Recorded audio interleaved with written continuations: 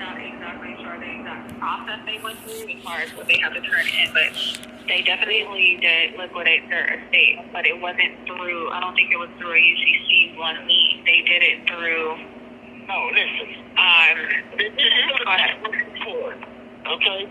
But you have to have a deed of trust in your hand. The way to get that is you file a non-UCC1. Okay? You record that with the county recorder's office. The county recorder's office is going to hand you a deed number, a book number, and a chapter number. Okay? When they hand you that, you now have a deed of trust. Now you need to go ahead and record that on a UCC1. Okay? All you're recording is the deed number, the book number, and the chapter number onto a UCC1. That's your claim lien. Okay? Then you take that UCC1 and you file that with the Secretary of State in your state. Okay? And then you follow up with a UCC3. Okay? And then after you file your UCC3, you want to follow up with a UCC11. Alright? And then when you do all of that, you now have a deed of trust. That's the equivalent of holding a mortgage, where say you paid $20 million for a match, right? Okay? And you got the deed in your hand. Well, you now have valuable assets in your hand. So just go ahead and take that and place that up under the Foreign Express Trust. That's the asset up under your trust.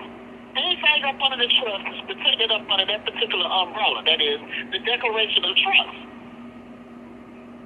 When you place it up nobody the state can attach taxation upon it. It's tax exempt. I mean, you gotta, of course, file your EIN number and so forth. You're gonna do that numerous times. Okay, let her talk. When you set up the unincorporated business association bank account, right? You set up like an EIN number again. After you set up your previous EIN numbers for your prefix 85 number and your 98 number, and then you do the conversion, use the form 8832. Then you would turn around and you would file another EIN number for your unincorporated business association bank account. Because when you're going to open up a bank, you're going to need a certificate of trust in your hand.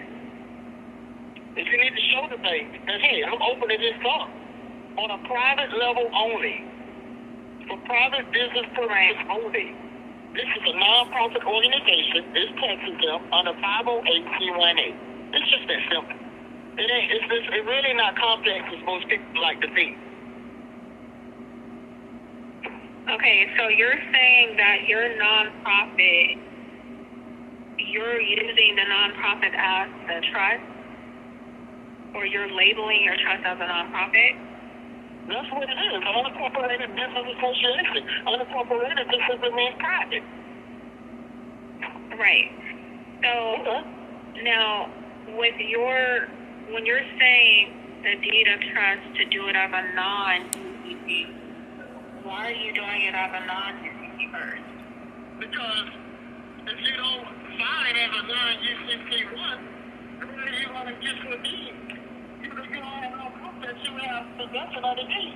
You're not holding proof of the deed until you go non-UCC1 with the county recorder's office. You don't have a deed.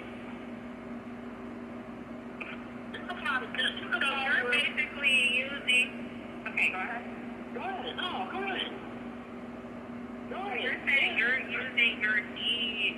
You're saying you're using your declaration of trust as the deed once you file it as a non-UCC.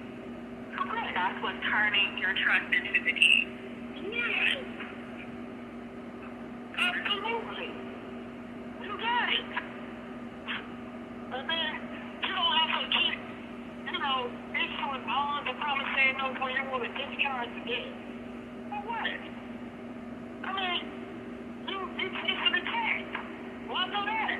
Why keep shooting darts at the target and shooting all around it instead of hitting the bullseye? How are you funding your trust? How are you funding the secured equity promissory note that you have lien for the amount of $9 billion? That's also recorded on the UCC3, UCC1, non-UCC